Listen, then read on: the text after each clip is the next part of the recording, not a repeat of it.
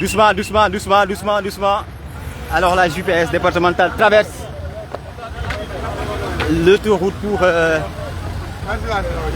rejoindre le stade. Alors déjà, nous sommes à quelques mètres du stade pour essayer de rallier effectivement cet événement heureux. Donc dans un moment ou l'autre, comme vous le constatez déjà, la circulation est facilitée. Et voilà, comme vous le constatez déjà, on nous avait demandé de se munir de nos drapeaux. Et aujourd'hui, au niveau du stade, tout est vert, jaune, rouge, plus l'étoile. Merci patriote.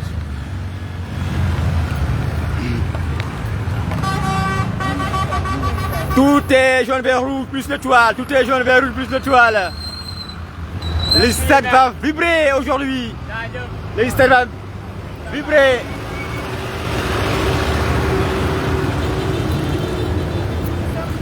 Nous sommes aux alentours du stade Léopold Sédar Senghor.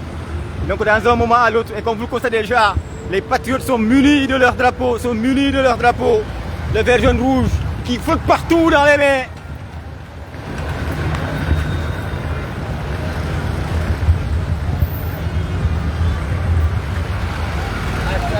Le vert, jaune, rouge encore, pro toujours. L'un des signes distinctifs, effectivement, l'un des signes distinctifs, ce drapeau national qui nous unit, qui nous fait une seule nation. Alors on y dit.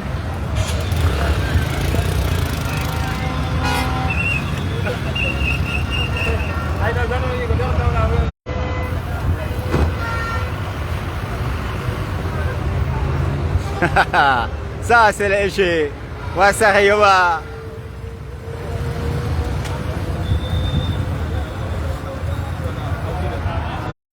Nous,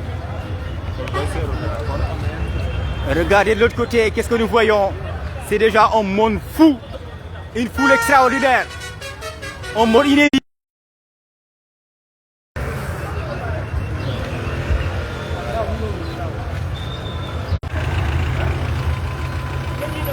Partout, des petits groupes qui s'organisent juste pour se munir effectivement de ces couleurs, de ces signes distinctifs.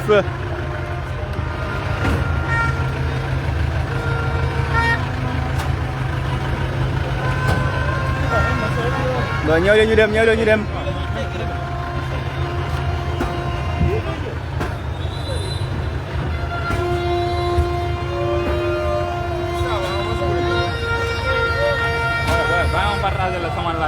Nous sommes 11h58 et déjà c'est une foule pleine de monde, une foule remplie de patriotes qu'on est en train de vivre déjà au niveau du stade Léopold Sédar Senghor.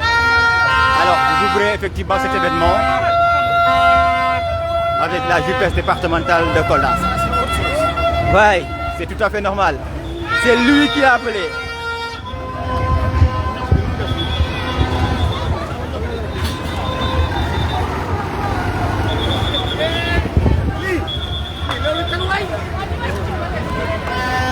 Parce que c'est nous, parce que ce sont les patriotes, parce que c'est une foule déjà remplie de monde. Alors, man, je suis en écharpe moi. Je suis écharpe.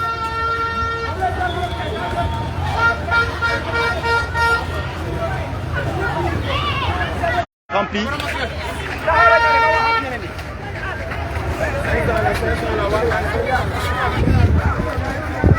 Communication bi jàll. jaajëf général. No danam. La JPS départementale se mobilise. La JPS départementale. Eh oui. Deux pros sont que.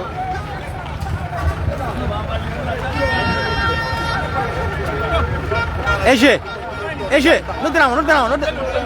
Ah. Merci.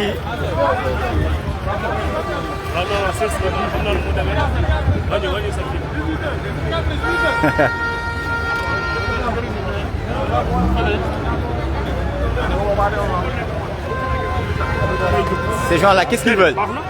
C'est déjà un monde de fou. Midi. Tu sais, je lui ai envoyé un message aussi.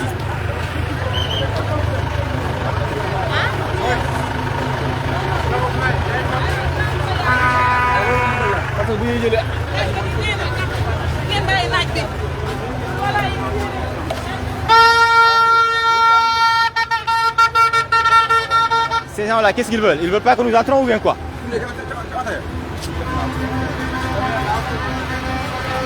Alors, comme on le disait, nos économistes doivent évaluer effectivement ce week-end d'économie. Combien de chauffeurs vont en bénéficier? Combien d'hôteliers? Combien de couturiers? Mais combien de tables, de mères, de personnes, combien de vendeurs qui vont bénéficier de ce week-end patriotique? C'est dire que Ousmane Sonko est déjà un produit. Ousmane Sonko est tout juste. Effectivement, comment va? Très bien. Effectivement. C'est dire que c'est un produit, c'est dire que c'est un service qui doit être exploité pour faire bénéficier à l'ensemble des Sénégalais de ce qu'il est en train de faire vivre. C'est toute une jeunesse, c'est tout un peuple, parce que c'est lui, Ousmane Sonko. On ne voit que ces signes.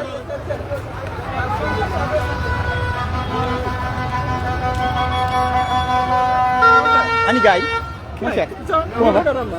Sinon? Tu vas bien? Bon, mais Sophia rentre ou quoi? Ben, Sophia, il y a après moi.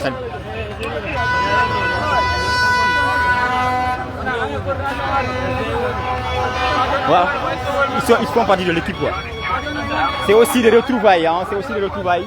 Comme vous le constatez déjà, c'est à la fois, on appelle patriotique, mais aussi des retrouvailles qui se font à travers les jeunes, qui se font à travers ces gens qui se sont engagés pour une nation prospère, une nation tout à fait juste, une nation unie.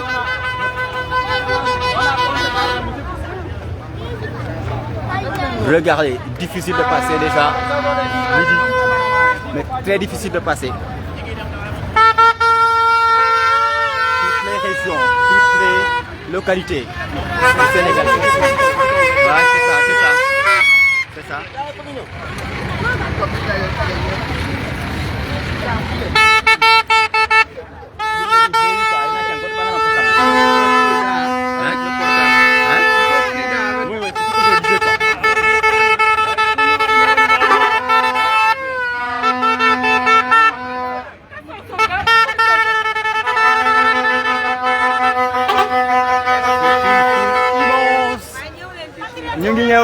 ñu ngi ñëw.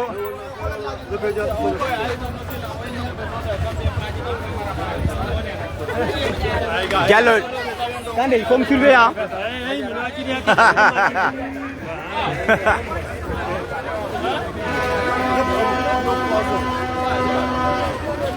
Nous contournons parce que presque toutes les cartes sont presque remplies.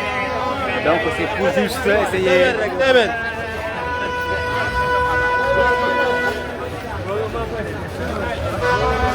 C'est un service à exploiter.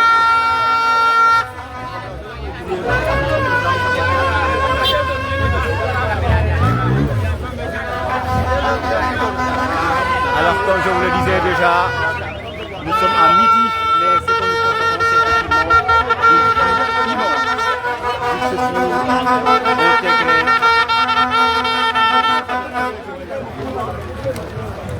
le stade.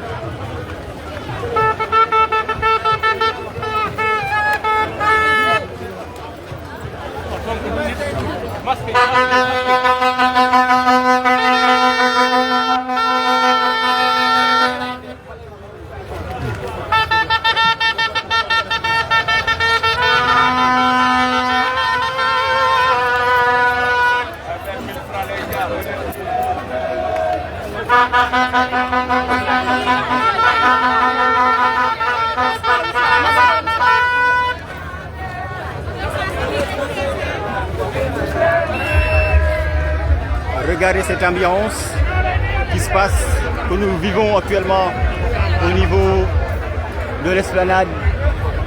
C'est déjà un monde fou, comme je vous le disais. Un monde fou que nous sommes en train de vivre.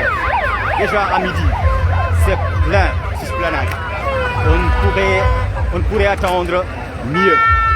Alors imaginez à 17h ou à 18h, qu'est-ce que nous allons effectivement vivre dans cette esplanade. Effectivement. Ah non!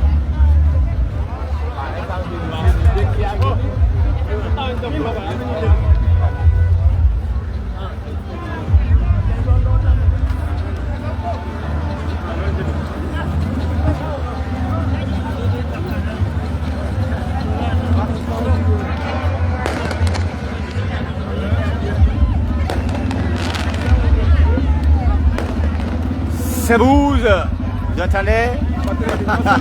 Voyons.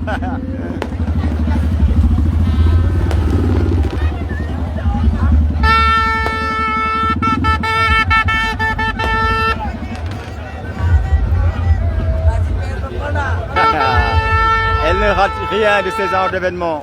La GPS départementale de Kolda, toujours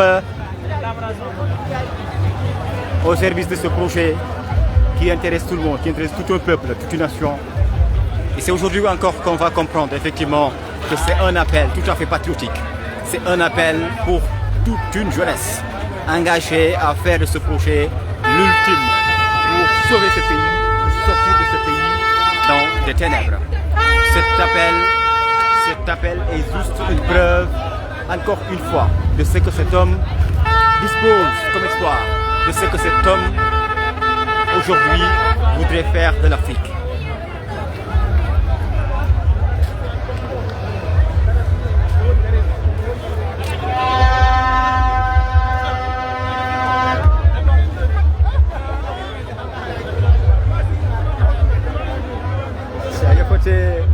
Mon cher, Stéphane, comment va?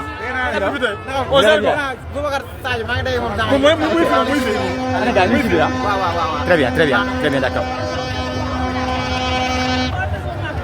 Alors comme je vous le disais, hein, c'est un appel, ce sont des retrouvailles.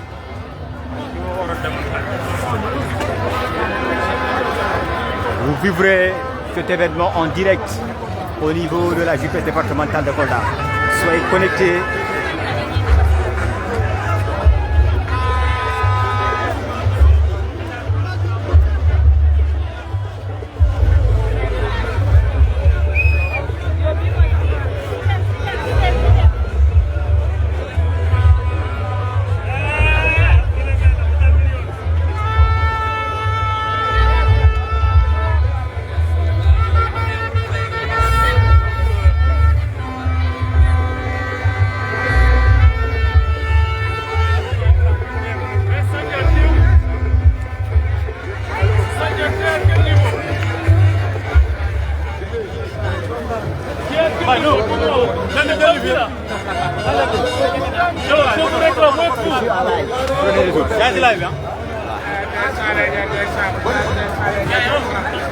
Alors, comme vous le constatez encore une fois, comme je vous le disais, c'est la GPS départementale. Moi, je suis à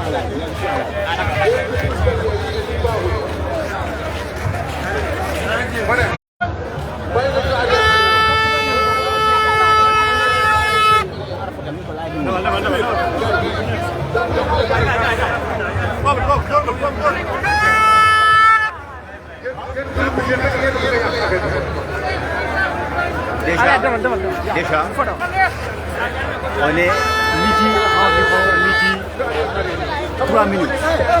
Et vous voyez effectivement cette organisation, vous voyez toute cette mobilisation.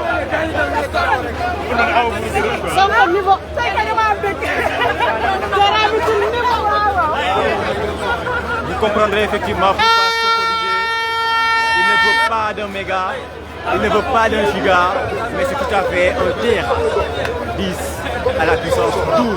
Vous comprenez effectivement tout ce monde qui attend proche, ici déjà à midi.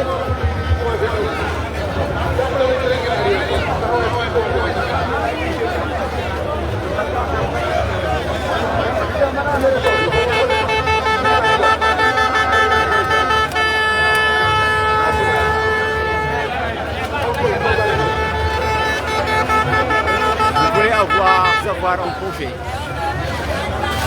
d'espoir,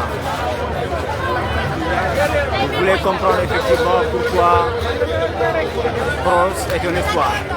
Alors ne ratez pas ce live, ne ratez pas cet événement. Il est dit. Bon, on avance.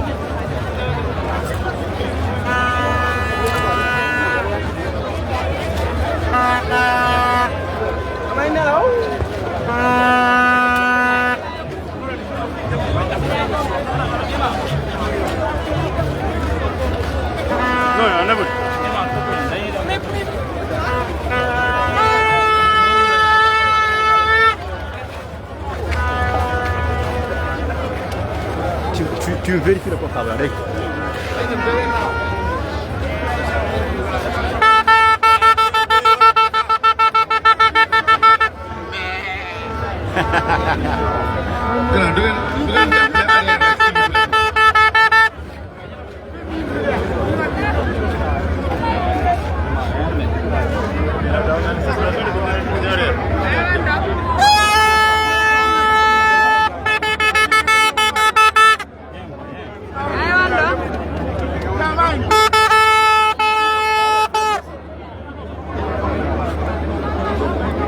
micro baa ngi nii law cat gars yi borom micro baa ngi nii nag de sama jaan wàcc law cat gars yi namoon nañ la boobu léegi ma tey sa micro bi rek di la xool mais gars yi ñoo bëgg a yàq liggéey bi.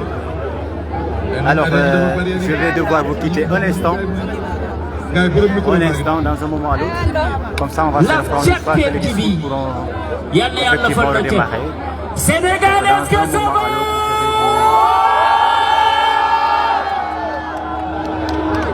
Gars yi yéen a mën a jàpp si liggéey bi ah ñii war a ñëw dafa bëri léegi nag dañ leen di ñaan kon ni ku sell ki ni mu ko waxee woon ngeen defee ko noonu su ko defee ñu ngi leen di ñaan ngeen xaw a dellu ginnaaw tuuti ngeen jàppale gars yi si wàllu liggéey bi képp ku bëgg Ousmane Sonko yëkkatil loxo si kaw ma xool ana jàmbaari Ousmane Sonko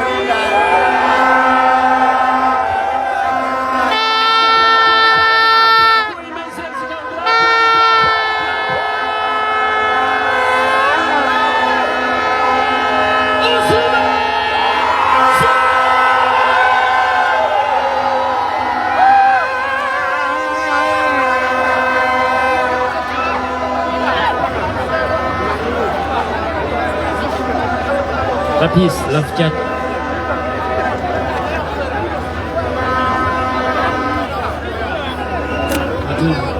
Alors, on en avait parlé. La seule chose, le seul message qui avait été souhaité, ces couleurs qui font la remarque particulière du PASTEF. Le PASTEF qui fait de ce drapeau, qui fait de ces couleurs qui unissent tout le Sénégal. Alors vous comprenez déjà que le drapeau flotte chacun des partis qui sont ici.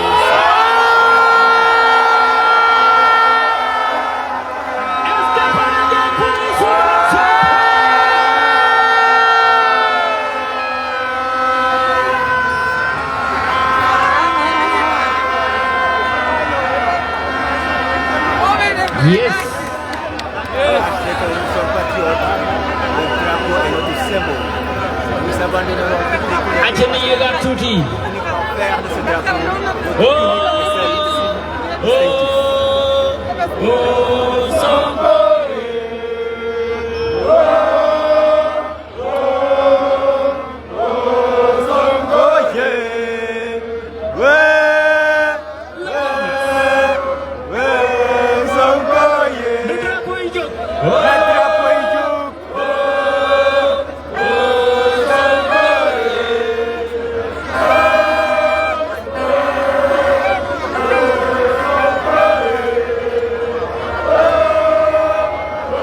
Love chose.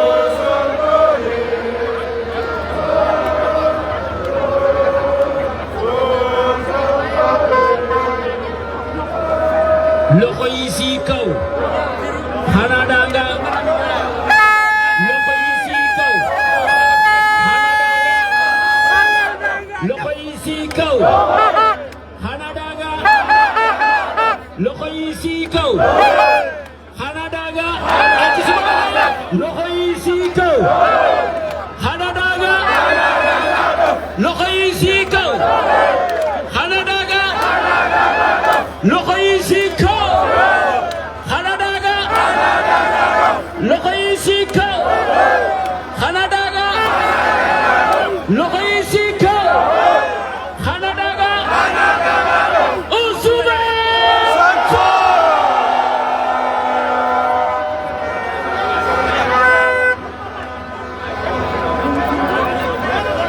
DJ Moz.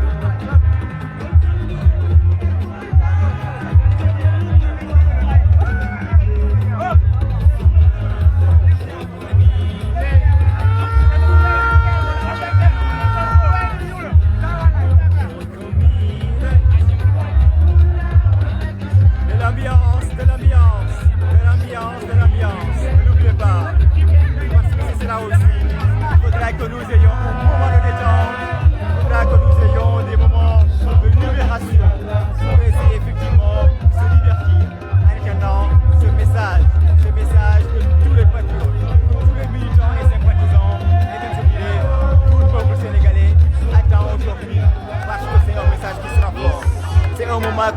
le dire, de consolidation de ces patriotes, de consolidation de ce projet, mais tout simplement d'orientation et encore de réorientation de ce projet de vision du Sénégal de 2050. Le PASTEF Orient, le PASTEF le PASTEF effectivement tient et son leader toujours là pour la figure de proue. Ce leader d'une stratégie communication extraordinaire. Nous le verrons encore une fois. Et cela a commencé depuis hier. Ce sera juste une continuité pour attendre ce message. Et voilà, yéen ñi si kanam.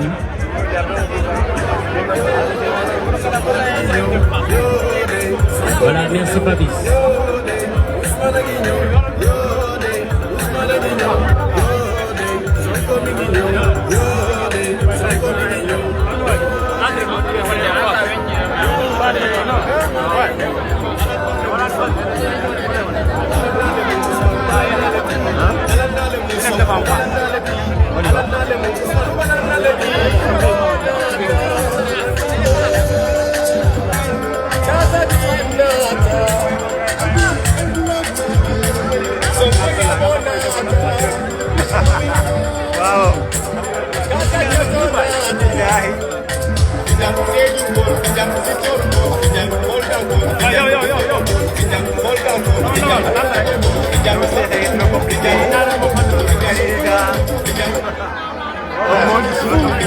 La candidata come già non so parlare, sérieux.